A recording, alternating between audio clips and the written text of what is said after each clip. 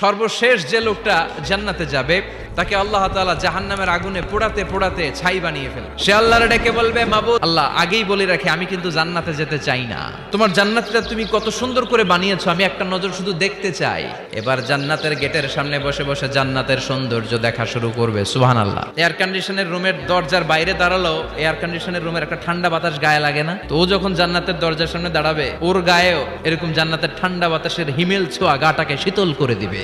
ওই হতভাগা লোকটা বলবে, আল্লাহ এত সুন্দর জান্নাত তুমি বানালাম, চোখ দিয়ে সৌন্দর্য দেখি, কান দিয়ে আওয়াজগুলো শুনি, হুর আর গেলমান হেঁটে বেড়ায়। ও আল্লাহ, আমারে তুমি মাফ করে দাও, জান্নাতের চিপার মধ্যে এক কর্নারে তুমি একটু আমারে জায়গা করে দাও।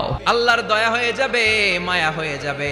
আল্লাহ বলবেন, ঠিক আছে জান্নাতে যা, তোরে আমি জান্নাতে ঢুকাই দিলাম, তবে মনে রাখিস তোর জান্নাতটা হবে সবচেয়ে ছোট জান্নাত, আর তোর জান্নাতটা হবে এই পৃথিবীর 10 গুণ। চিল্লায় এখন সুবহানাল্লাহ।